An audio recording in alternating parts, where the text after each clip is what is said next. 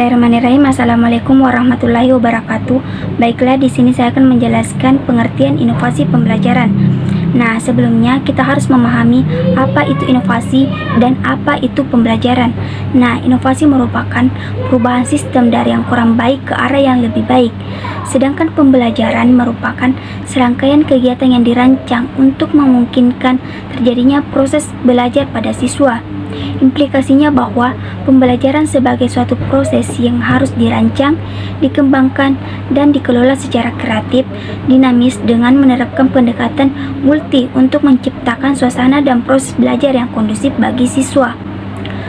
Pembelajaran merupakan sesuatu yang kompleks, artinya segala sesuatu yang terjadi pada proses pembelajaran harus merupakan sesuatu yang sangat berarti, baik ucapan, pikiran, maupun tindakan. Jadi, yang dimaksud dengan inovasi pembelajaran yaitu proses belajar yang terjadi pada siswa yang harus dirancang, dikembangkan, dikelola secara kreatif, dinamis dengan menerapkan pendekatan multi ke arah yang lebih baik untuk menciptakan suasana dan proses belajar yang kondusif bagi siswa. Yang pertama yaitu inovasi pembelajaran kuantum. Pembelajaran kuantum sebagai salah satu model strategi dan pendekatan pembelajaran khususnya menyangkut keterampilan guru dalam merancang, mengembangkan, dan mengelola sistem pembelajaran sehingga guru mampu menciptakan suasana pembelajaran yang efektif, menggairahkan, dan memiliki keterampilan hidup. Pembelajaran kuantum dikembangkan oleh Bobby De Porter yang beranggapan bahwa metode belajar ini sesuai dengan cara kerja otak manusia dan cara belajar manusia pada umumnya. Pengembangan kuantum merupakan salah satu pembaharuan pembelajaran, menyajikan petunjuk praktis dan spesifik untuk menciptakan lingkungan hidup yang efektif. Bagaimana merancang pembelajaran, menyampaikan bahan pembelajaran, dan bagaimana menyederhanakan proses belajar sehingga memudahkan belajar siswa. Yang kedua ialah inovasi pembelajaran kompetensi. Nah, kompetensi dapat diartikan sebagai kemampuan dasar yang dapat dilakukan oleh para siswa pada tahap pengetahuan, keterampilan, dan juga bersikap. Nah, kemampuan dasar ini akan dijadikan sebagai landasan dalam melakukan proses belajar mengajar dan juga penilaian terhadap siswa. Kompetensi merupakan target, sasaran, standar sebagaimana yang telah dijelaskan oleh Benjamin S. Bloom pada tahun 1964 dan juga Gagner pada tahun 1979 dalam teori-teorinya yang terkenal itu, bahwa dalam menyampaikan materi pelajaran kepada siswa, penekanannya adalah tercapainya target atau sasaran atau tujuan pembelajaran atau instruksional. Cakupan materi ini yang terkandung pada setiap kawasan kompetensi memanglah cukup luas, seperti pada kawasan taksonomi dari Bloom, Krathwohl, dan juga Simpson. Nah, dalam pembelajaran kompetensi, siswa sebagai subjek belajar yang memegang peran utama sehingga dalam settingan proses belajar mengajar itu, siswa dituntut untuk kreativitas secara penuh, baik itu secara individual dalam mempelajari bahan pelajaran yang diberikan. Adapun prinsip-prinsip pembelajaran kompetensi yang bertitik tolak pada pengelolaan kegiatan pembelajaran yang dapat memberikan suatu kondisi dapat terjadi dalam proses belajar pada siswa dengan melibatkan berbagai aspek yang mempengaruhinya, baik yang terdapat dalam diri siswa maupun sesuatu yang berada pada lingkungan sekitarnya, serta juga bisa jadi peranan guru. Pembelajaran kompetensi ini juga memiliki karakter khusus yang berada dalam pembelajaran lainnya, seperti apa yang dipelajari oleh siswa, bagaimana proses pembelajaran yang dihadapi oleh siswa, waktu belajar, dan kemampuan belajarnya. Siswa secara individu. Untuk pengelolaan kegiatan pembelajaran kompetensi juga harus mempertimbangkan pengelolaan ruangan kelas, pengelolaan siswa, pengelolaan pembelajaran strategi kegiatan belajar, mengajar, sarana dan juga sumber belajar. Yang ketiga, inovasi pembelajaran kontekstual. Pembelajaran kontekstual atau contextual teaching and learning adalah suatu pendekatan pembelajaran yang menekankan kepada proses keterlibatan siswa secara penuh untuk dapat memenuhi materi yang dipelajari dan berhubungan dengan situasi kehidupan nyata sehingga mendorong siswa untuk dapat menerapkan dalam kehidupan mereka. Paparan pengertian pembelajaran kontekstual di atas dapat diperjelas sebagai berikut. Pertama, pembelajaran kontekstual menekankan pada proses keterlibatan siswa untuk menemukan materi. Artinya proses pembelajaran berorientasi pada proses pengalaman secara langsung.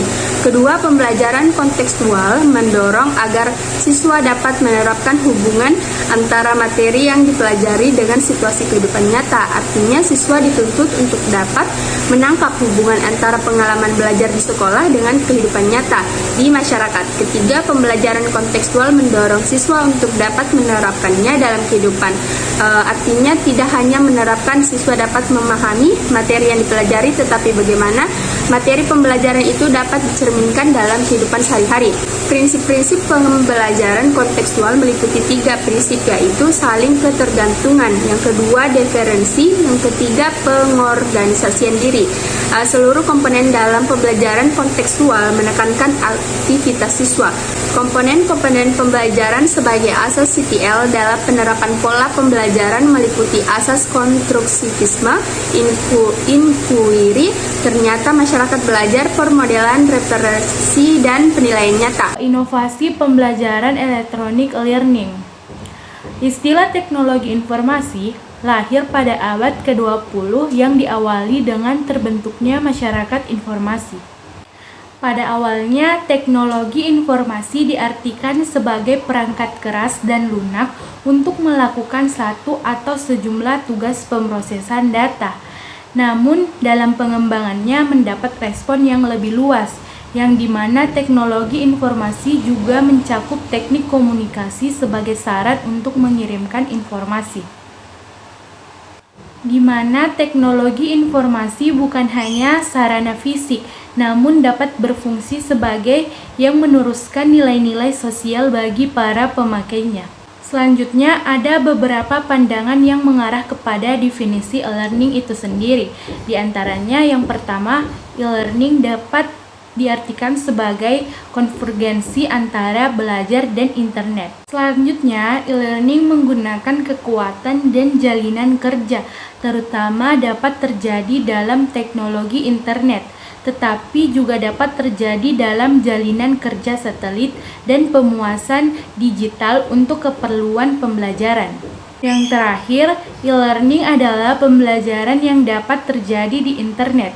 Pada akhirnya, e-learning dapat diartikan sebagai upaya untuk menghubungkan pembelajar antara siswa dengan sumber belajar, yang dimana secara fisik terpisah atau bahkan berjauhan yang dapat dilakukan langsung maupun tidak langsung. Adapun faktor pendukung pembelajaran melalui teknologi informasi. Yang pertama ada faktor lingkungan yang meliputi institusi penyelenggara pendidikan dan masyarakat. Yang kedua, siswa atau peserta didik yang meliputi usia, latar belakang, budaya, penguasaan bahasa, dan berbagai gaya belajarnya. Yang ketiga, guru atau pendidik meliputi latar belakang, usia, gaya mengajar, pengalaman, dan personalitinya. Dan yang keempat, faktor teknologi meliputi komputer, perangkat lunak, jaringan, koneksi internet, dan berbagai kemampuan yang dibutuhkan yang berkaitan dengan penerapan internet di lingkungan sekolah. Nah, pemanfaatan teknologi informasi ini baik sebagai sumber belajar maupun media pembelajaran merupakan salah satu cara yang paling efektif menanggulangi kelemahan persoalan pembelajaran yang masih bersifat konvensional. Dengan menggunakan teknologi informasi diharapkan terjadi interaksi pembelajaran antara siswa dengan siswa, siswa dengan sumber belajar yang lebih komunikatif. Melalui berbagai model pembelajaran yang ditawarkan, diharapkan terbentuk interaksi belajar siswa yang tidak hanya menekankan pada proses pemanfaatan namun pencarian, penelitian atau penilaian, penggalian berbagai sumber belajar sehingga terbentuk cara berpikir yang lebih komprehensif dan terintegritas. Melalui interaksi tersebut, diharapkan ada peningkatan dalam keterampilan berpikir, interaksi, serta keterampilan yang lain. Hal ini dapat terwujud apabila dukungan yang berasal dari guru, lembaga, siswa, masyarakat, dan teknologi berkontribusi positif terhadap penyelenggaraan pembelajaran berbasis teknologi informasi. Sekian dari saya. Billahi taufiq wal hidayah. Wassalamualaikum warahmatullahi wabarakatuh.